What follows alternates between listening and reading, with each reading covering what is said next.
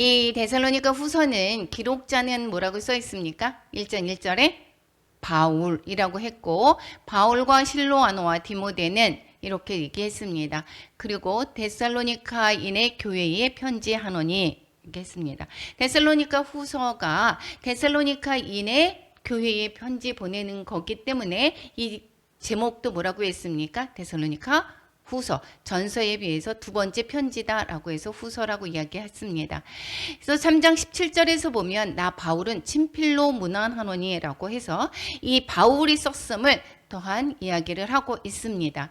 이렇게 바울이 썼음을 이렇게 확실하게 이야기하는 것은 그 당시에 가짜 편지가 있었던 것을 볼 수가 있게 되겠습니다.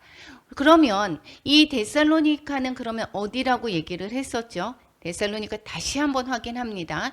이 그리스라고 얘기했고, 그리스의 윗지방이 거기에 마게도냐고, 아랫지방이 아가야 지방이고, 이 마게도냐는 마게도냐의 땅에 그 수도가 있는 곳이 데살로니카입니다. 그래서 이 데살로니카는 정말 번화한 도시라고 이야기를 드렸었습니다.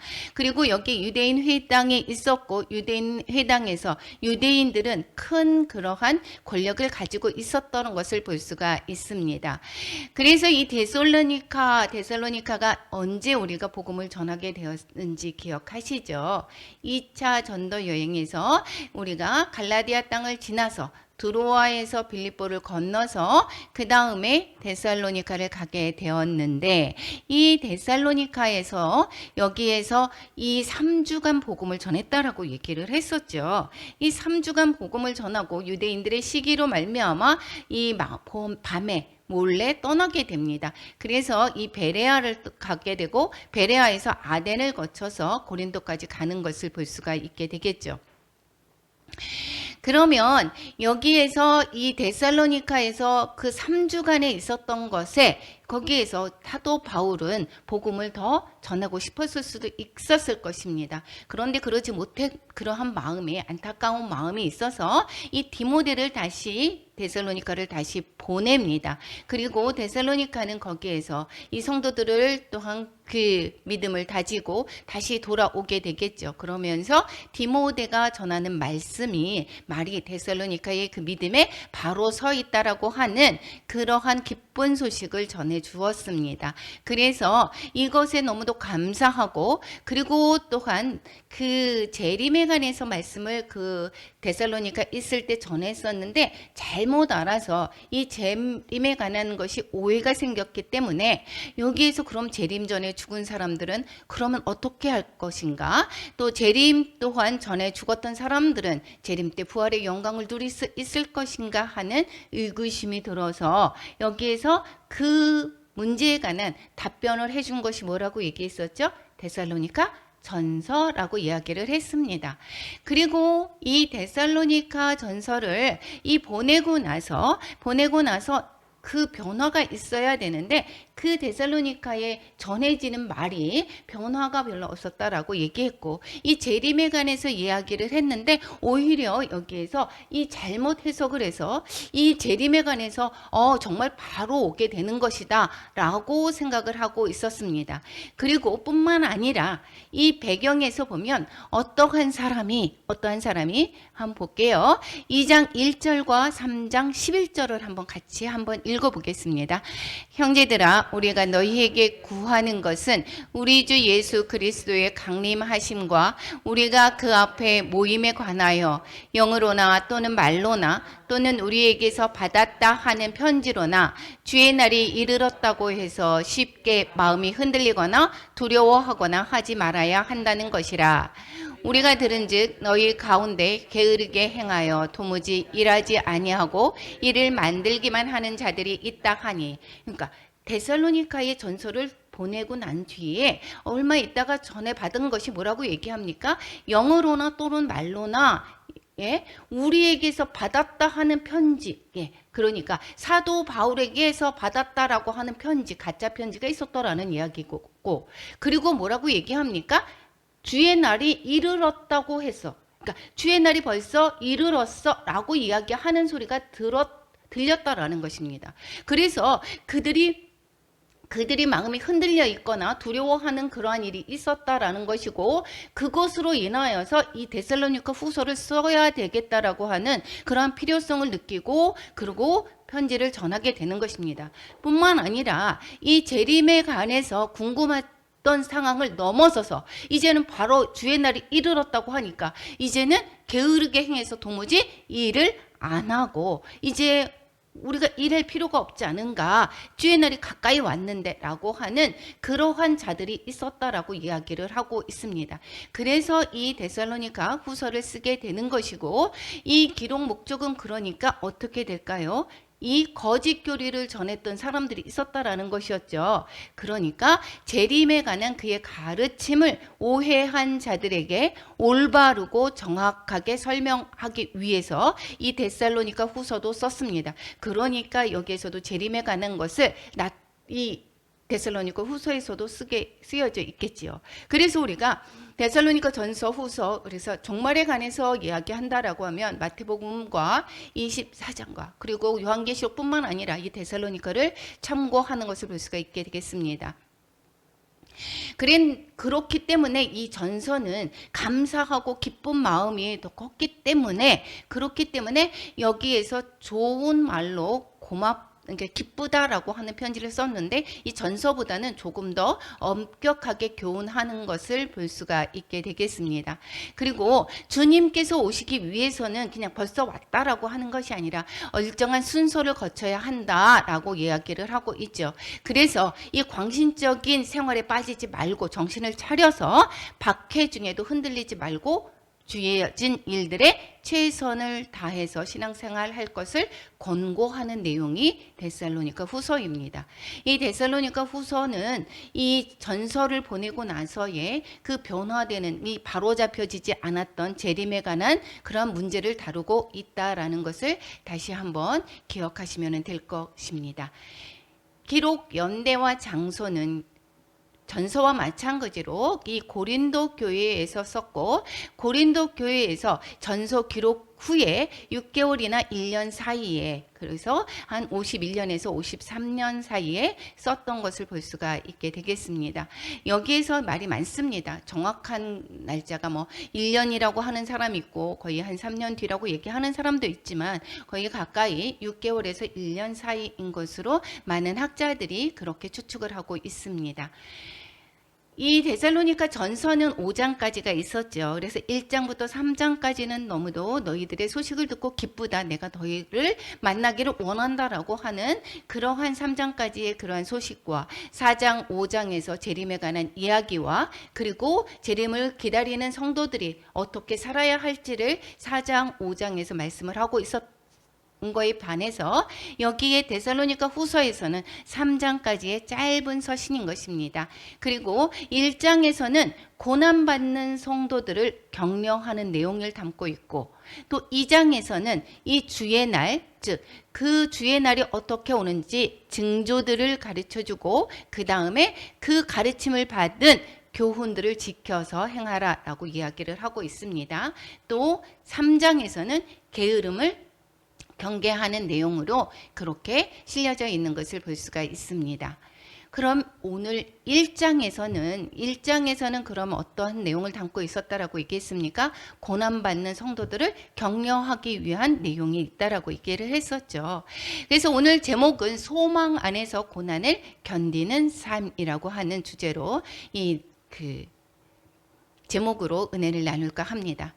이 1절에서부터 2절까지는 계속해서 그 서신서기 때문에 인사를 하는 것을 볼 수가 있게 되겠고, 그리고 3장, 4장에서는 그 박해 중에서 그 데살로니가 교회가 이 성장하는 모습에 대한 그러한 감사를 담고 있습니다.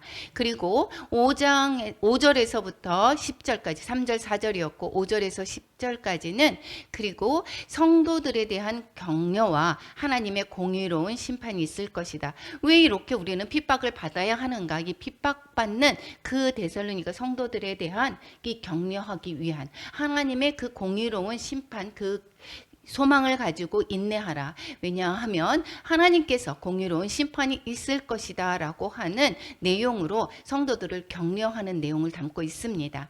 그리고 11절에서 14절에서까지 12절까지는 교회를 위한 기도를 담고 있습니다. 그러면 우리 하나하나 다시 한번 본문 내용을 통해서 은혜를 받고자 합니다. 1절, 2절에서 뭐라고 얘기했죠? 인사라고 얘기했습니다. 전서와 그 후서는 인사가 똑같습니다. 1절, 2절에 대한 내용에서 이 지금 파란 그거로 썼던 우리가 지금 첨가되었고, 그 다음에 하나님 아버지와 주 예수 그리스도로부터 이 노란 것, 이 형광색으로 된 것이 그 전서에서 좀 보충이 되었던 내용인 것입니다. 그런데 여기에서 보면 우리 아버지와 주 예수 그리스도 안에 있는 이렇게 얘기했습니다. 너희가 믿는 그 하나님과 예수 그리스도 있는 것이 우리도 마찬가지로 그 하나님이고 그 주 예수 그리스도 안에 있는 데살로니가 교회에 편지한다라고 이야기를 하고, 그 다음에 은혜와 평강이 너희에게 있을지어다라고 이야기를 했던 전서에 비해서 하나님 아버지와 주 예수 그리스도로부터, 즉 은혜와 평강이 주어지는 것, 우리는 어떠한 것으로 은혜를 받았고 어디로부터 평강이 임합니까? 우리가 평강은 돈이 많아서 평강한 것이 아니죠. 이것이 들어오는, 즉 아버지와 주 예수 그리스도로부터 전해지는 것이다 라는 것이고, 그 주체가 무엇입니까? 은혜의 주체, 평강의 주체가 누구라고요? 하나님 아버지와 또 예수 그리스도로부터 오는 것이다 라는 것을 이야기하고 있습니다. 그래서 하나님 아버지와 또 그리스도께서 공급하시는 은혜와 이 평강은 이 세상의 유혹을 이기고 고난을 견딜 수 있게 하는 힘이 되고 있습니다. 그렇죠? 우리가 이 세상 가운데서 이 핍박을 받고 다른 사람들과 더불어서 또 똑같은 삶을 사는 것이 아니라 주님의 말씀으로 섬기고 또한 손해보는 그러한 삶을 사는 것은 왜 그렇습니까? 하나님의 주시는 그 은혜가 크기 때문에 그 은혜의 그러한 보답, 주님이 가신 그러한 섬김의 삶, 우리도 살려고 하는 것이 되는 것이고, 그리고 그렇게 살다가 보니까 무엇입니까? 주님으로부터 오는 그 평강 안에서 우리는 살 수 있게 된다라는 것입니다. 그래서 이 세상과 다른 삶을 사는 그러한 것은, 그 동기와 원천이 되는 것은 하나님 아버지와 또한 그리스도의 공급하시는 은혜와 평강 때문인 것입니다. 3절, 4절에서는 이제 이 박해 중에서 인내하고 그 박해 중에서도 이 데살로니가 교회가 성장했다라는 것입니다. 우리 교회가 그 험난한 코로나 시대에서도 이 믿음이 성장하는 것과 같이 이 박해 중에서 인내하고 성장하는 그러한 그 데살로니가 교회의 감사의 말씀을 담고 있습니다. 항상 하나님께 감사하는 것이 당연하다라고 얘기합니다. 그러니까 정말 당연하게 감사한다라고 이야기를 합니다. 왜 감사하느냐? 데살로니가 교회의 믿음이 더욱 자라서, 그리고 서로 사랑해서, 또 사랑이 풍성해서, 그리고 또 무엇이죠? 인내와 믿음으로 말미암아 하나님의 여러 교회가 환난 중에서 인내와 믿음을 갖고 있어서, 그래서 감사한다라고 이야기합니다. 이것이 여러 교회에, 그래서 다른 교회에 너희들의 교회를 자랑한다라고 말씀을 하고 있습니다. 다시 한번 감사하는 내용을 다시 살펴보면, 믿음이 더욱 자라났기 때문에 감사하다라고 이야기합니다.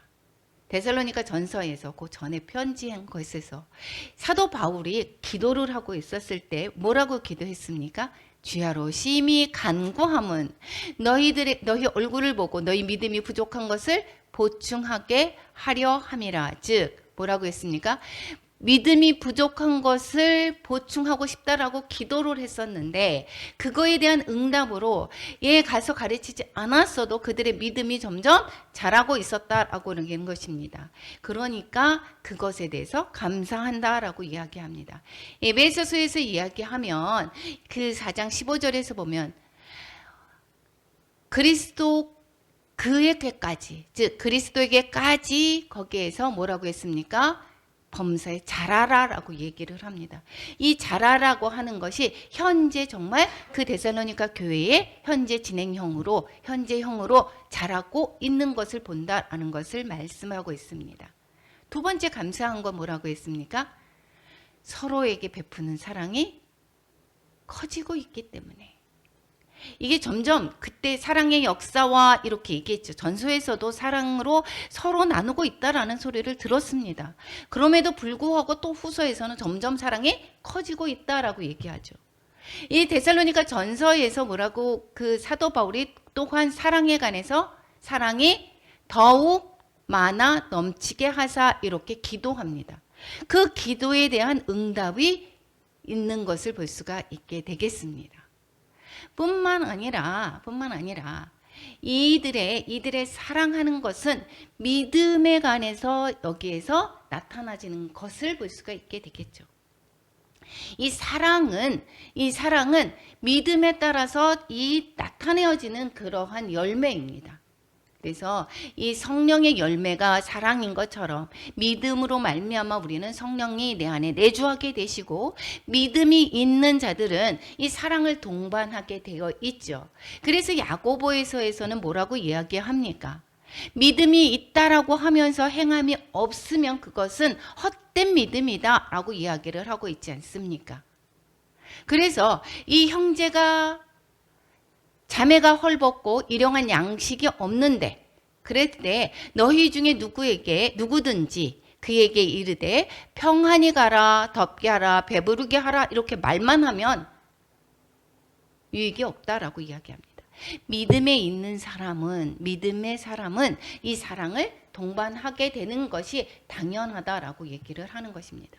이것은 우리가 믿는다, 우리가 잘못 생각하는 경우가 너무도 많이 있죠. 저도 예전에 그랬습니다. 나 하나님을 믿어. 예수님을 내가 믿어. 라고 하면서 세상의 방법과 그러한 그 모든 생활은 똑같이 하면서 그냥 단지 예수님을 믿는다. 하고 얘기했습니다. 그러면 세상 사람들과 다른 게 무엇이겠습니까? 이 야고보서의 말씀대로 그러면 이 믿음의 그 나타나는 것이 무엇이 있겠습니까? 이것은 진정한 믿음이 아니다라고 얘기합니다. 그러니까 이 믿는 것은 내 안에 성령님이 내주하시고 이 성령님의 인도함을 받는 것이고 이 성령님은 하나님의 성품을 가지고 있고 하나님의 사랑으로 행하시기 때문에 당연히 이 사랑으로 행하는 것이 나타나지는 것이 이 믿음에 따른 그런 결과물인 것입니다. 그래서 이 믿음과 사랑은 뗄래야 뗄 수가 없다라는 것을 볼 수가 있게 되겠습니다. 이 데살로니가 성도들이 믿음이 더욱더 성장함으로 말미암아 사랑도 커지고 있는 것을 볼 수가 있었고 그것에 대해서 감사하는 그러한 사도 바울의 모습입니다. 뿐만 아니라 세 번째, 박해와 환난을 당하면서도 잘 견디어내고 믿음을 지켰기 때문에 감사한다라고 말하고 있습니다. 우리가 때로는 너무도 힘들고 어렵고 이럴 때 우리는 어떠죠? 믿음에서 떠나게 되죠. 힘들고 고난이 있습니다. 그렇게 되면 우리는 세상의 방법대로 다시금 돌아가는 경우도 있습니다. 그렇지만 그 어려움을 통해서 더더욱이 주님 안으로 더 들어오고 믿음이 더욱더 성장하는 그런 사람들도 많이 있습니다. 여기에서 볼 때 여기에서 그 소망의 인내라고 이야기를 하는 것은 그리스도에 대한 소망의 인내를 이때도 이 지금 데살로니가 전서 있을 때도 그때에 또 박해 속에서 그 소망을 가지고 믿음으로 잘 견뎠다라고 얘기를 했습니다. 그런데 지금 여기에서도 지금 데살로니가 후서를 쓸 때도 믿음을 버리지 아니하고 이 믿음 환난 가운데서 믿음을 잘 견디어 나갔기 때문에 이 그러한 마음들을 사도 바울이 정말 감사하고 있다라고 이야기를 하고 있습니다. 데살로니가 교회의 박해는 그러면 무엇이었을까요? 이 사도 바울 일행이 이 데살로니카에서 복음을 전했을 때 왜 밤에 도망을 나왔을까요? 거기에 사도행전 17장 3절에서부터 5절에서 보면 유대인들이 시기해서, 그래서 저자의 어떤 불량한 사람들을 데리고 때를 지어서 성을 소동하게 하여 이 야손의 집에서 사도 바울 일행을 찾았죠. 그런데 못 찾았습니다. 그리고 저녁에 이 사도 바울 일행을 내보냅니다. 밤에 그래서 도망가고 베레아로 가죠. 그런데 베레아에서도 그 신사적으로 그 사람들이 복음을 잘 받아들였다라고 했는데도 불구하고 거기에서 또 떠나게 되는 일이 있는데, 그것도 여기에 데살로니가에서 이 소란하게 했던 이 시기에서 이 소란하게 했던 그 사람들이 이 베레아까지도 왔었던 것을 우리는 성경을 통해서, 이 사도행전을 통해서 우리는 알 수 있습니다. 그러니까 이 사도 바울 일행이 갔다라고 해서 이 남은 사람들은 그들은 허용을 했을까요? 그렇지 않다라는 것이죠. 그래서 이 데살로니가의 이 믿음으로 변화되었던 그 사람들에게도 이 사도 바울의 그것을 이 소동을 했던 것처럼 그들에게도 남은 사람들도 이 유대인의 시기와 그리고 로마인들의 그러한 그 압제에 이런 데서 여기에서 핍박을 고난을 받고 있었습니다. 그럼에도 불구하고 이들은 믿음을 잘 지켜나갔다라는 것이 정말 감사할 수밖에 없습니다. 제가 3개월이 되었습니다. 3개월 저희 친정에 일주일에 2번씩 복음을 전해 이제 예배를 드리러 간 지가 지금 이제 3개월이 조금 넘었죠. 믿음이 너무 많이 자라는 것을 보고 안 기쁠 수가 없습니다. 그 일주일에 2번 가는 것이 하나도 피곤하지 않습니다. 정말 제가 3개월이 되었을 때 믿음으로 어떻게 했느냐, 저는 형식적인 교인이었습니다. 근데 3개월을 다닌 형부와 언니와 동생이 변화되는 것은 놀랍습니다. 그 주변에서 너무 많이 변했어. 그리고 형부는 언니를 보고 변했다라고 하고 부드러워졌다라고 하고, 언니는 또 형부를 보고 부드러워져서 내가 또 부드러워지는 거라고 서로에게 얘기합니다. 그러니까 믿음으로 행하려고 하고 서로 사랑하려고 하고 그리고 성내지 않고 이렇게 믿음으로 살려고 하는 그 노력함, 그리고 3개월 되면서도 신약을 한번 일독을 하고 벌써 지금 2독째 들어가고 있습니다. 2독도 마무리해가는 그런 단계입니다. 그러면서 정말 사람이 정말 많이 바뀌는 이러한 것이 얼마나 기쁜지 모릅니다. 이 사도 바울은 어떻겠습니까? 데살로니가 교인들이 3주간의 복음을 전하고 왔는데 믿음으로 바로 서가는 것, 사랑의 교제가 있는 것, 얼마나 기쁠까요? 정말 기뻐했다라고 얘기를 하고 그것이 감사하지 않을 수가 없다라고 말씀을 하고 있습니다. 그래서 이 데살로니가 교회를 자랑한다라고 얘기를 하죠. 저도 그 믿음에 바로 서는 것을 우리 성도분들이, 우리 이순희 집사님이 성경 통독을 하고 나서 변화된 게 뭐라 그랬죠? 밖에서 일하러 갔을 때 사람들이 교회 다녀요? 라고 물어보더라고요.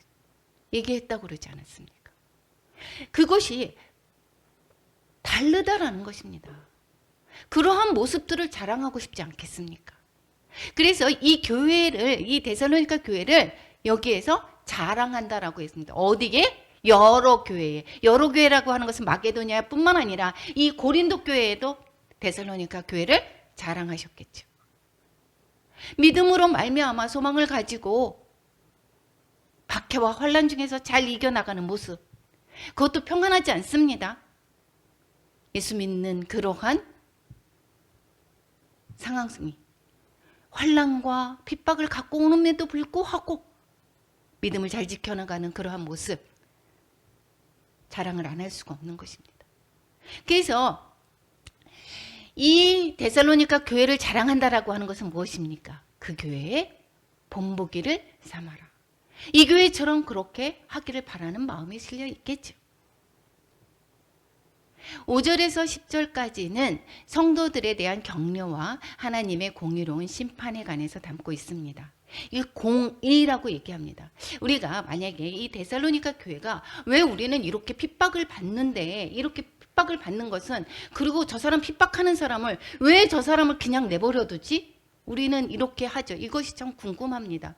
그래서 여기 자칫 뭐라고 하냐면 이거 하나님께서는 안 계신가 봐. 그러면 어떻게 이 세상이 이렇게 악할 수가 없어. 우리도 그러죠. 세상이 이렇게 악해 나가는데도 어떻게 하나님께서 계시면 그들을 벌하지 않을 수가 있어? 이렇게 생각할 수가 있습니다. 그래서 이 데살로니가 교인들이 박해를 받고 있는 그 모습에서 이 사도 바울은 이 하나님의 공의에 대해서 말씀을 하고 있습니다. 시편에서 시편 기자가 73편에서 이야기를 할 때 뭐라고 얘기하냐면, 이 악인의 형통함을 보고 오만한 자들을 질투해서 내가 뭐라고 했다고 했습니까? 넘어질 뻔했고 미끄러질 뻔했다라고 했습니다. 내가 이렇게 믿는다라고 하는데 이렇게 나는 고난이 있고 힘겨운데 왜 저렇게 악인들은 저렇게 잘 사는 거야? 저렇게 왜 잘 나가? 라고 하는 것이 자칫 여기에서 우리가 하나님을 떠나는 그러한 것을, 또 하나님의 심판을 부정할 수가 있기 때문에 그거에 관해서 하나님의 공의를 잘 설명해 주는 것을 볼 수가 있습니다. 첫 번째로 보면 하나님의 나라에 합당한 자로 여김을 받게 하는 증거다, 고난이. 이 고난은 하나님의 나라에 합당한 자로서 여김을 받게 하는 것이다라는 것입니다. 고난이 없이 연단이 없습니다. 고난을 통해서 우리가 연단을 받게 되죠. 그리고 고난을 통해서 우리가 점점 다듬어져 갑니다. 그때 당시의 고난 통해서는, 그때 당시의 고난은 내가 왜 이렇게 되는지 몰랐습니다. 그런데 지나고 나서 보면 그 고난을 통해서 우리가 어떻게 되죠? 하나님을 더 알게 되고 하나님의 그 사람으로 점점 다듬어져 가는 것을 우리는 볼 수가 있지 않습니까? 그래서 고난 중 인내한 것들, 이것은 믿음의 증거라는 것이고 장래에 있을 심판에 대한 보장이 되었다라는 것입니다. 이 고난에서, 이 믿음에서, 즉 고난 가운데 믿음을 지키는 다 잘 지켜나가는 것은 심판의 증거다라는 것. 이 공의로운 심판을 받을 때 하나님 앞에 공의로운 자로 설 수 있는 것에 증거가 된다라고 말씀을 하고 있습니다. 그래서 하나님의 나라에 합당한 자로 여김을 받게 하려고 이 고난이 있는 것이다 라고 말씀을 하고 있습니다. 두 번째, 그 하나님의 공의는 행한다로 갚는다라고 얘기하는 것입니다. 우리가 보기에 지금 저 사람의 악인의 형통한 것 같아 보이지만 지금이 아니라, 우리의 때로 보는 것이 아니라 어떻게 된다고요? 환난을 받게 하는 자들에게는 환난으로 갚고 환난을 받는 사람에는 어떻게 해요? 안식으로 갚는다라고 얘기합니다. 이것이 하나님의 공의다라고 이야기를 하고 있습니다. 환난을, 그러니까 우리가 다른 사람이 나를 악하게 한다. 거기에서 우리도 저 사람이 나를 악하게 해. 그럼 나도 어떻게 해야 돼요? 이는 이, 눈은 눈으로. 이렇게 해서 나도 악으로 대항한다라고 하면 하나님의 심판하실 때 우리의 또 마찬가지로 악인의 심판을 받게 될 수밖에 없습니다. 그래서 환난을 받는 것은 이 악인에 대해서 하게 되지만 우리는 환난을 받음에도 불구하고 그 악인에 대한 태도를 우리는 어떻게 해야 되는가? 원수 갚는 것은 누구에게 있다라고 했습니까? 하나님께 있습니다. 그래서 이게 너무 감사하지 않습니까? 이웃 나라에 대해서 이 이스라엘 민족들을 하나님은 몽둥이로 쓰시지만 결국 멸망하게 하고 침략하게 해서 고난받게 하고 그것을 누가 갚아주시죠? 하나님이 다 갚으시고 그들이 또한 이방 나라가 멸망하는 것을 볼 수가 있지 않습니까? 그것처럼 주님께서 다시 오실 때, 지금이 아니더라도 물론 현재 상황 속에서 그 뒤에 우리가 볼 수 없는 어떠한 시간대에 환난을 받을 수가 있습니다. 그런데 이 시간대에 우리가 보는 시간대 안 하더라도 마지막 때 하나님의 그 심판대에 설 때에 그들은 완전한 심판이 있을 것을 주님께서 말씀하고 있다라는 것입니다. 그래서 원수 갚는 것이 하나님께 있습니다. 그러니까 내가 갚으리라고 주께서 말씀하신다라고 얘기하고 원수 갚는 것이 내게 있으니 내가 갚으리라 하시고 우리는 그러니까 악인을 악으로 대할 필요가 없죠. 그래서 악인을 우리는 세상 사람들과 마찬가지로 그렇게 악하게 대하는 것이 아닙니다.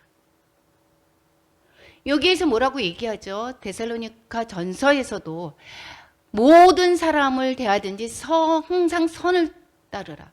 악으로 악을 갚지 말라라고 얘기하죠. 그래서 손해나는 것 같고 바보 취급 당하는 것 같아 보이지 않냐 이렇게 이야기합니다. 맞습니다. 바보 취급 당해도 결론은 하나님께서 갚으신다는 것입니다. 이건 저는 삶 통해서 너무 많이 느껴집니다. 늘 하나님이 내 편이다라는 것이고 나를 힘들게 하고 내가 어렵게 한다. 하나님께서 나는 갚으실 거야 라는 것을 삶에서 몇 번을 경험하다 보니까 더더욱이 하나님을 믿고 그리고 상대를 용서할 수 있는 마음이 생깁니다. 베드로 전서에서도 이렇게 이야기하죠. 오히려 같이 한번 읽어볼까요? 3장 9절 시작. 악을 악으로 욕으로 갚지 말고 도리어 복을 빌라. 이를 위하여 너희가 부르심을 받았으니 이는 복을 이어받게 하려 하심이라. 복을 오히려 빌라라고 얘기합니다. 뿐만 아니라 로마서에서도 말씀하죠. 악을 악으로 갚지 말고 그리고 오히려 뭐라고 했습니까? 선으로 갚고 여기 선으로 악을 이기라라고 얘기하죠. 이 머리 위에 숯불을 올려놓으라라고 얘기하죠. 부끄러움을 주게 하라라고 얘기합니다.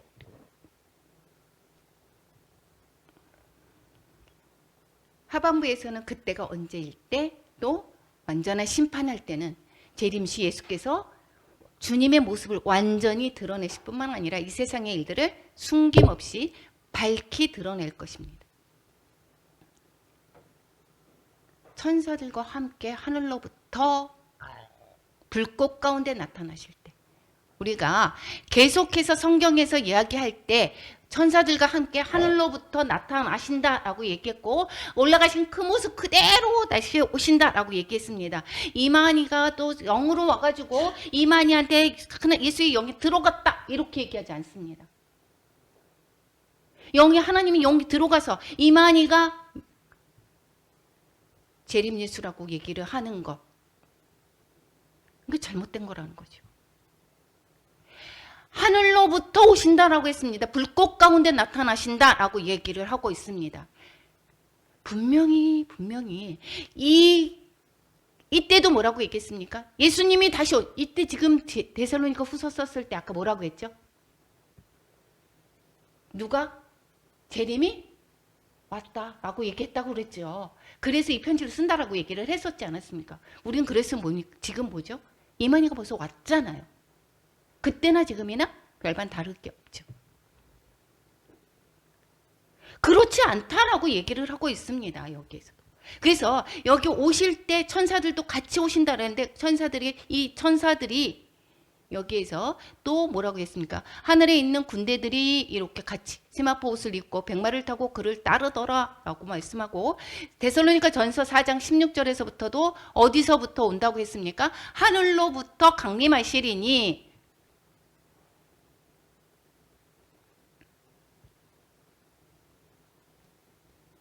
성경의 말씀에 전혀 위배되는 그러한 그것을 따르는 것 우리가 미혹되지 말아라. 여기에서 그렇기 때문에 이 지금 사도 바울이 편지 썼어라고 하는 가짜 편지도 있었다라는 이야기입니다. 여기 데살로니가 후서 데살로니가 교회 뿐만 아니라 하나님은 공의의 하나님이신데 그래서 그분께서는 하나님을 모르는 자들과 주 예수의 복음에 순종하지 않는 자들에게 벌을 줄 거다라고 이야기를 하고 있죠. 형벌을 내린다라고 얘기합니다. 다시 오실 때에, 나타나실 때에 심판을 내리실 거다라는 것입니다. 하나님을 모르는 자들, 주 예수의 복음에 복종하지 않는 자들. 하나님을 모르는 자들은 무엇을 얘기하냐면 고집과 게으름으로 이 하나님을 두기를 싫어하는 것. 로마서 1장 28절에 뭐라고 했죠? 하나님 두기를 싫어하는 자. 마음이 허망한 데 있어서 그 총명이 어두워지고 그들 가운데 있는 무지함과 그들의 마음이 굳어짐으로 말미암아 하나님의 생명에서 떠나져 있는 것. 이 마음이 굳어져 있을 때 있죠. 하나님을 아무리 증거해도 모릅니다. 저희 언니가 계속해서 얘기를 하는데 예수님을 믿었다라고 교회를 다녔던 사람이고 집사 직분을 받았던 사람입니다. 그럼에도 불구하고 계속 얘기를 해서도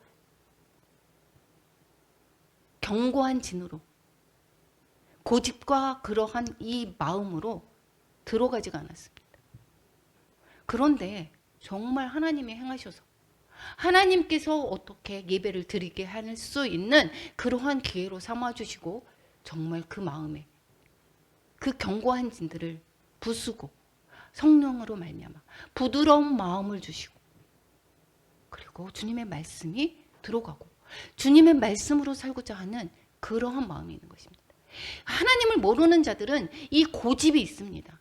누가 얘기를 해도 하나님의 말씀 듣지 않죠.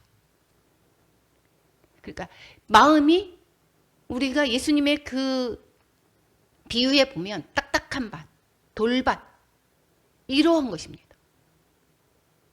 가시밭. 주 예수의 또한 복음에 순종하지 않는 자들은 은혜로운 복음의 초청을 거절하는 자들. 우리가 잔치가 벌렸으니까 이리 오세요 라고 했을 때 나는 장가 들어서 안 가고 나는 일하러 가야 되고 거부하는 자들. 진리를 따르지 않고 불의를 따르는 자들이 예수의 복음에 순종하지 않는 자들입니다. 이들은 모르는 자들과 복음에 순종하지 않는 자들은 형벌에 처한다라고 했습니다. 어떤 형벌이라고 얘기합니까? 9절, 10절에서 말씀하고 있습니다. 이들은 주님 앞에서 쫓겨난다라고 말씀을 하고 있습니다. 마가복음에서도 뭐라고 얘기합니까? 밖에 쫓겨난 것이다. 거기에서 슬피 울며 이를 갈리라라고 얘기하죠. 주 앞에서 쫓겨나는 것입니다. 하나님을 모르는 자, 불순종하는 자 뿐만 아니라 그분의 능력 있는 영광을 보지 못할 것이다 라고 이야기를 하고 있습니다. 그의 힘의 영광과 주님과 함께 더불어 그 영광을 우리는 그 믿는 자들은 함께 할 수 있지만 그들은 영광을 보지 못할 것이다 라고 말씀을 하고 있고 세 번째는 영원한 멸망이 있을 것이다 라고 말씀을 하고 있습니다. 영원한 멸망이다 라고 하는 것은 이 죽어서 사람들이 그래 나는 그냥 죽어서 그냥 다음에 없어도 돼 이렇게 하면 간단하면 얼마나 좋겠습니까? 그런데 영원한 멸망이다 라고 하는 것은 이 완전히 그냥 멸망이 되는 것이 아니라 이것은 악인의 영혼도 어떻게 되죠? 계속 있습니다. 그러니까 이 하나님 그리스도의 임재와 영광으로부터 완전히 단절된 그런 모습이죠. 우리가 하나님과의 단절이 되었죠. 죄로 말미암아. 이것처럼 예수님을 믿지 않는 자들, 그들은 영원한 하나님과 그리스도 임재 가운데서 영광으로부터 완전히 단절이 되고 완전히 멸망의 형벌을 받게 될 것입니다. 그런데 그들과 반면에 이 성도들은 그러면 이 데살로니가 성도들처럼 그리고 너희들이 그렇게 인내로서 잘 지켜나가지 재림 때에 그들은 너희들이 그렇게 환난과 핍박을 주는 자들 그들의 행위대로 봉을 받을 것이고 너희들을 그렇게 고난 가운데서 인내를 잘 지켰던 너희들은 그럴 때는 어떻게 되느냐 영광을 함께 받을 수가 있게 된다라는 거죠. 영광을 보게 된다라는 것이고 하나님께 영광을 올려드리고 받으시고 성도들의 그 영광을 하나님께서 받으시고 또 모든 믿는 자, 데살로니가 교인들뿐만 아니라 모든 성도들, 믿는 자들에게 찬사를 얻게 될 것이다. 하나님께서 그 가운데 동참하게 된다라는 것입니다. 왜 그러느냐? 너희가 우리가 전한 복음을 믿었기 때문에. 그날에 이렇게 합니다. 그날은 성경에서 얘기하는 구원의 날이라고 얘기하고 하나님의 날이라고 표현하기도 하고 그리스도의 날이라고 표현하고 마지막 날, 큰 날이라고 표현하고 있습니다.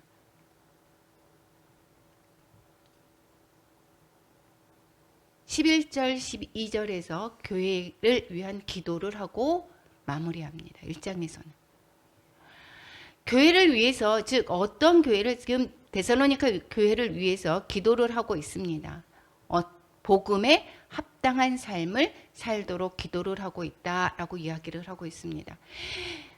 항상 너희를 위하여 기도함은 그냥 하루 만에 기도했다라고 하는 것이 아니라 항상 기도한다라고 이야기하고 있고, 이 사도 바울은 이 복음을 전할 뿐만 아니라 기도가 끊임없이 쉬지 않았던 것을 우리는 서신서를 통해서 정말 알 수가 있죠. 이 중보의 기도, 데살로니가 교회 아니면 모든 복음 전했던 그런 모든 교회를 향한 그 기도를 했던 것을 볼 수가 있습니다. 항상 너희를 위해서 기도를 하는데 여기에서 부르심에 합당한 자로 살도록 위해서 기도를 하고 뿐만 아니라 선을 행하고 믿음으로 살기를 기도하는 것을 볼 수가 있습니다. 모든 선을 기뻐함과 믿음의 역사를 능력으로 이루게 하시고, 즉 선을 행하고 믿음으로 살기를 것입니다. 이 선을 행하고자 하는 그런 모든 소원은 내적인 마음이 되겠죠. 그리고 믿음으로 하려고 하는 행동, 이것은 외적인 행동인 것입니다. 그러니까 그 마음에 선을 품는 그러한 마음과 그것을 행하도록 하는 그러한 것을 위해서, 믿음을 위해서, 믿음의 역사를 위해서 기도하는 것을 볼 수가 있습니다. 세 번째, 은혜가 넘치도록 기도하고 또한 늘 주님께 영광 올리도록 기도하고 있습니다. 이것이 그렇게 앞에서 기도하는 것은 너희들이 은혜대로 영광을 하나님께 올려드리기를, 너희들이 행했던 그 모든 것들이 하나님께 영광을 올려드리기를, 그리고 이것이 또 너희들 또한 예수 그리스도의 날, 그날에 그 안에서 영광을 받게 하려고 이렇게 기도하고 있다라고 말씀을 하고 있습니다. 기도에 대한 응답은 누가 주시는 것입니까? 하나님과 주 예수 그리스도의 은혜로 말미암는 것입니다. 그렇기 때문에 그 앞에 뭐라고 합니까? 하나님과 우리 주 예수 그리스도의 은혜대로 이렇게 얘기하고 있습니다. 은혜가 넘치기를, 또 늘 주님께 영광 올리기를 위해서 기도하고 있습니다. 오늘 데살로니가 후서의 1장, 데살로니가 후서가 왜 쓰였는지 대충 이해하시겠죠. 전서를 보냈는데 교회 상황이 변하지가 않았습니다. 재림에 관해서 그 잘못 알고 있습니다. 뿐만 아니라 사도 바울이 편지했다라고 하면서 그러면서 다른 편지를 가짜 편지가 있으면서 재림의 날이 이미 왔다라고 얘기를 하고 있습니다. 그것에 대해서 바로 잡아주고 이 강경한 표현으로 쓰고 있다라는 것이고, 거기에 그래서 친필로 내가 쓰노라라고 얘기를 하는 것이 왜 이렇게 강조를 했느냐, 이 거짓 편지에 대해서 그것이 아니라 이것이 내가 바울이 편지했다라는 것을 계속 확실하게 알려주고, 뿐만 아니라 이 3장까지 중에서 오늘의 1장인데 1장에서는 여기에서 그 상황보다 이 데살로니가 교인들에 대한 그러한 박해와 또한 고난 속에서도 잘 믿음을 잘 지켜나가는 것에 대해서 감사하고 그들에 대해서 기도하는 그러한 모습을 볼 수가 있습니다. 여기 다시 한번 우리 오늘 1장 데살로니가 후서 1장을 한번 정리해 보겠습니다. 1절 2절에서 인사를 하고 있고, 그리고 이 박해 중에서 인내하고 성장한 교회에 대한 감사를 3, 4절, 그 다음에 이 하나님의 그 공의로운 심판이 있을 것이다 라고 하면서 데살로니가 교회의 성도들에게 격려하는 말씀을 5절 10절에서 담고 있습니다. 그리고 교회를 위한 기도를 함으로 말미암아 여기에서 그들에 대한 사도 바울의 마음을 담고 있는 것을 볼 수가 있습니다. 그래서 오늘의 본문의 말씀을 통해서 우리가 또한 기억해야 될 것은 무엇입니까? 고난 가운데서 우리가 데살로니가 교인들이 그 핍박과 환난 가운데서 믿음을 잘 지켰듯이 우리도 그러한 믿음을 더욱더 잘 성장해 나가는 우리 모두가 되어야 될 줄로 믿습니다. 뿐만 아니라 사도 바울의 그 마음처럼 우리가 연약한 성도들을 위해서 늘 기도하는 마음을 가져야 될 것입니다. 그래서 오늘 본문을 통해서 은혜 받은 내용을 또한 우리 찬양하고 기도로 나아가겠습니다.